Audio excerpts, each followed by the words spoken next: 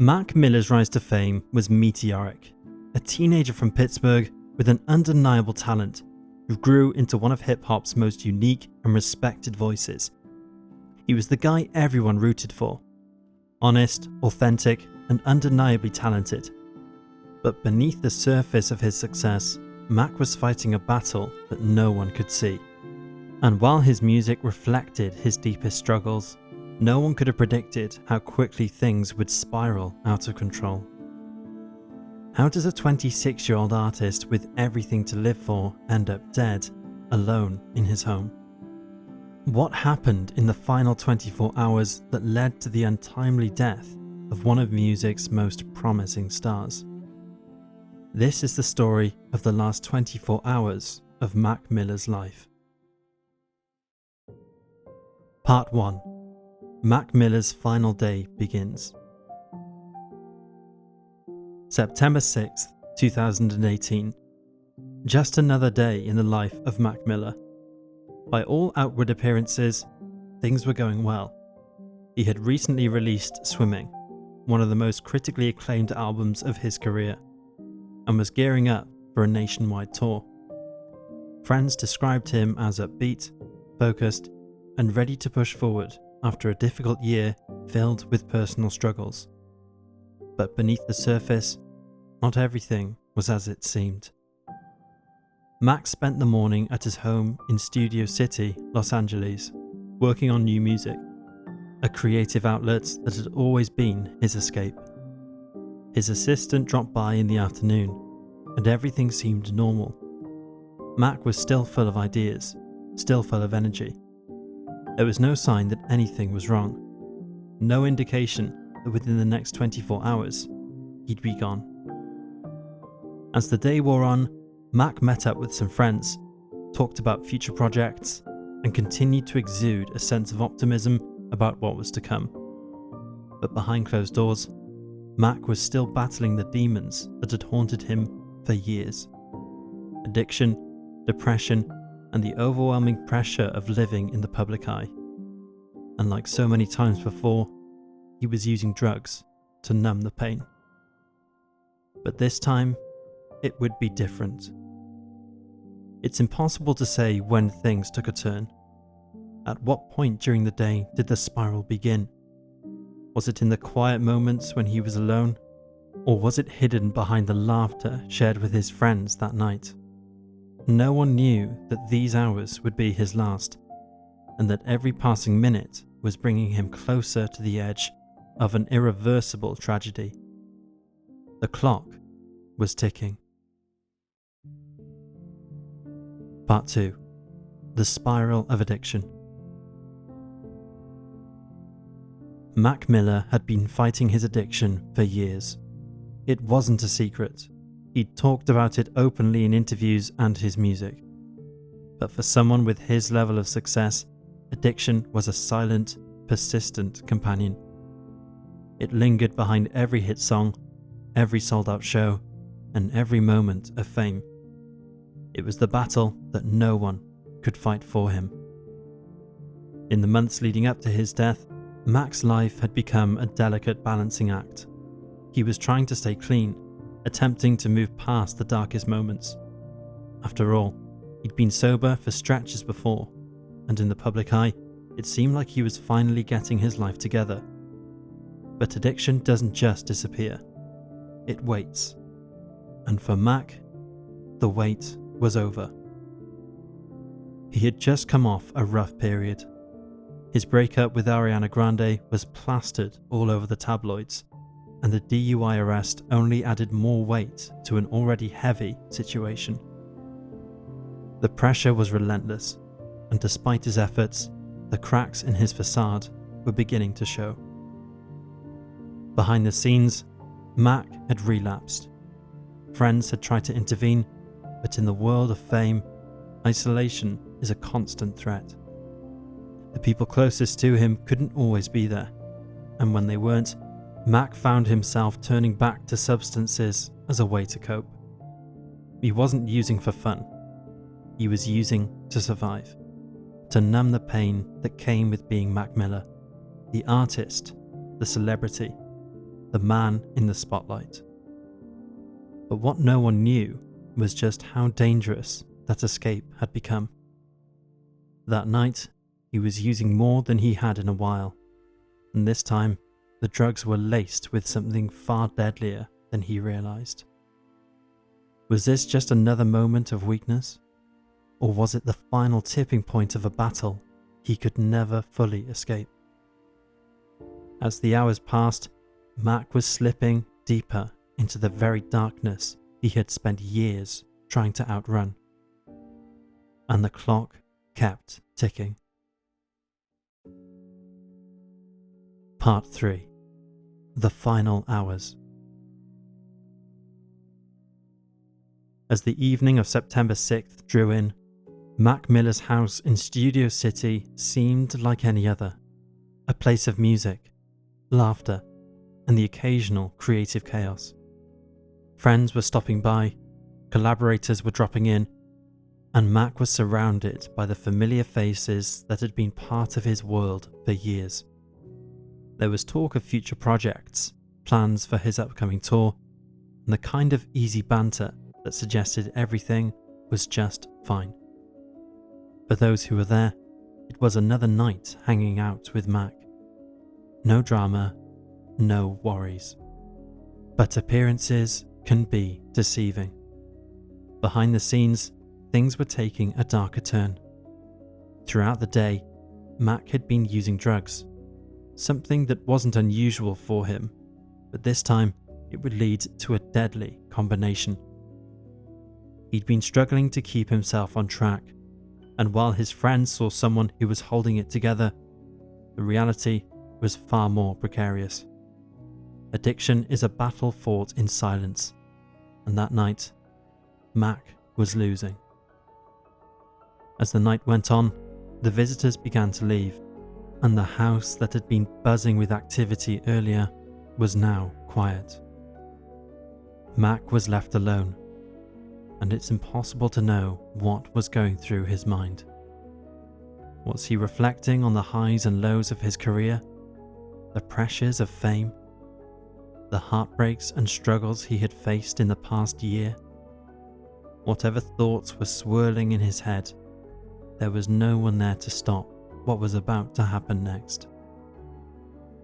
It was later discovered that Mac had taken a lethal mix of substances, including counterfeit oxycodone pills that were laced with fentanyl. Fentanyl, a drug so potent that even a tiny amount can be fatal. A synthetic opioid that had already claimed the lives of countless others, and on this night, it would claim Mac Miller too. The thing about fentanyl is that it doesn't give you a second chance. There's no time to realize the mistake and call for help. No moment of clarity to reach out to someone. By the time it takes effect, it's already too late. Mac didn't know what he was taking, and he didn't know how dangerous it was. At some point in the early hours of September 7th, he drifted off to sleep, never to wake up again. The finality of it is almost unbearable to comprehend. A young artist with so much promise, slipping away quietly, alone in the very place where he had created so much beauty. The silence that filled the house in those early hours was the calm before a storm that would soon send shockwaves through the music world.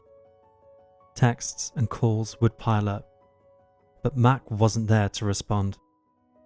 No one knew that behind those walls, tragedy had already unfolded. The world outside continued as normal, blissfully unaware of what was happening inside that quiet house on a street in Los Angeles. As the hours passed, the reality of what had happened would slowly begin to unfold. But for now, the clock kept ticking, and Mac Miller's time was running out.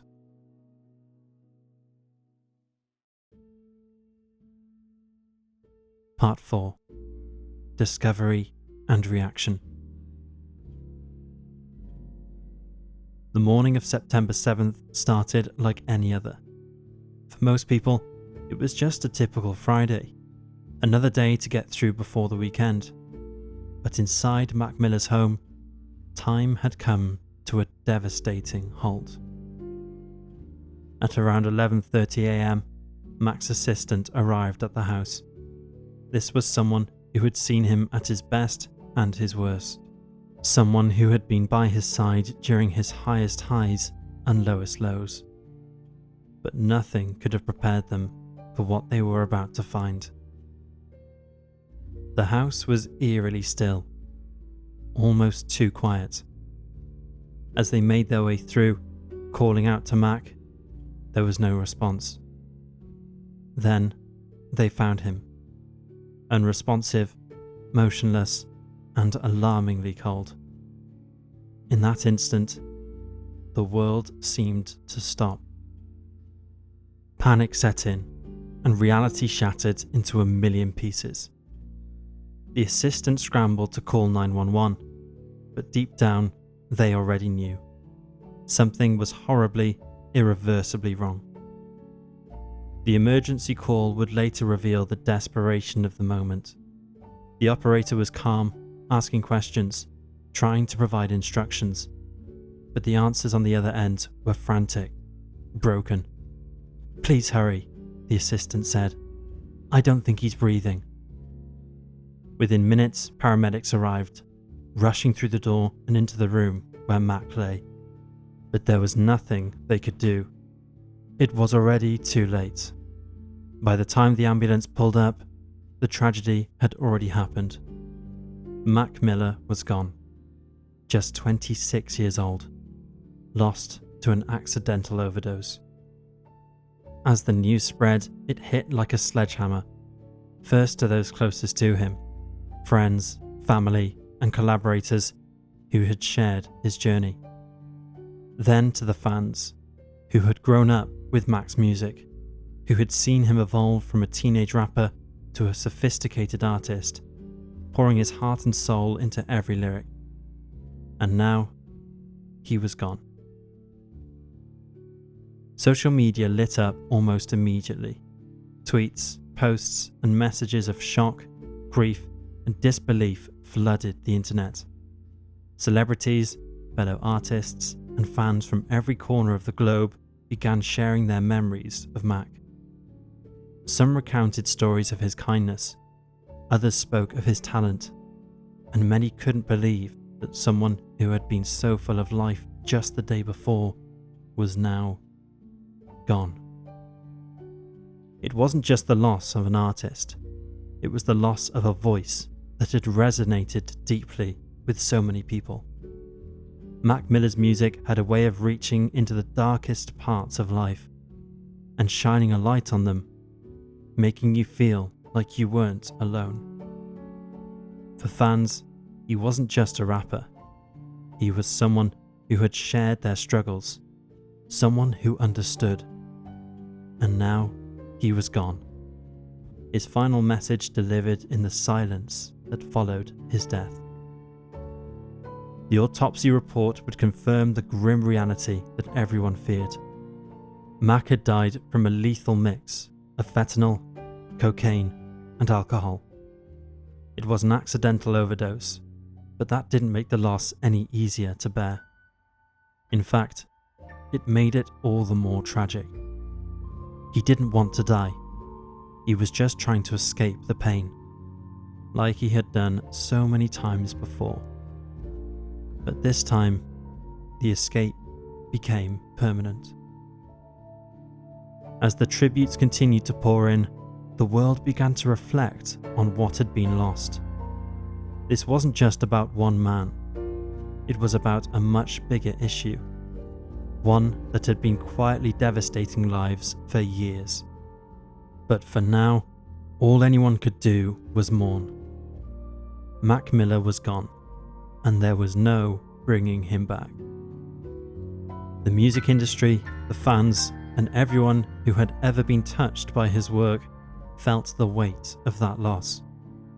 The world had lost a truly unique voice, a young man who had so much more to give taken far too soon by a battle he couldn't win. But even in the midst of the heartbreak, there was a sense of gratitude. Gratitude for the music he left behind, for the raw honesty he had given the world, for the comfort he had brought to so many. And now, even in his absence, that music would carry his legacy forward. But on that morning, none of that made the loss any less painful. Because in the quiet of his home, in the city that had seen him rise to fame, Mac Miller had taken his last breath, and the world was left to pick up the pieces of a shattered dream.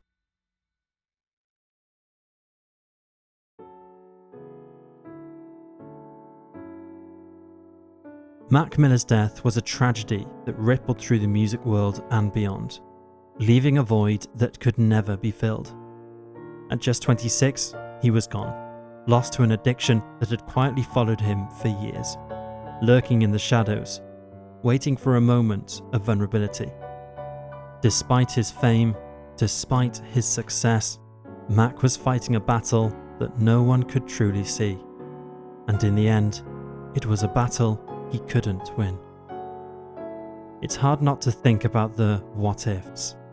What if someone had been there with him that night? What if the pills hadn't been laced with fentanyl? What if he'd gotten the help he needed before it was too late? These questions haunt the story, but they don't change the outcome. Mac Miller is gone, and the music world will never be the same. His passing was a grim reminder of the reality behind the glamour of fame. We often see the success, the lights and the glory, but we rarely see the struggles that come with it. For Mac, the spotlight was both a blessing and a curse, a platform that allowed him to share his deepest thoughts and fears, but also a place where those very fears could grow unchecked. In the days that followed, tributes poured in from all corners of the industry. Fellow artists spoke about his generosity, his warmth, and his undeniable talent. Fans shared stories of how his music had helped them through their darkest times, how it had been a lifeline when nothing else made sense. Even in his absence, Mac was bringing people together, reminding them that they weren't alone in their struggles. But there was also a painful sense of loss of potential, of promise, of a future that would never be realized. Mac had just released Swimming, an album that was praised for its maturity, its introspection, and its honesty. It was meant to be a new chapter, a sign that he was moving forward, finding peace. Instead, it became a heartbreaking finale, a last glimpse into the mind of an artist who was still searching for himself. Mac Miller's story ended far too soon, but the lessons it leaves behind might just save someone else. And maybe, in the end, that's the legacy that will matter the most.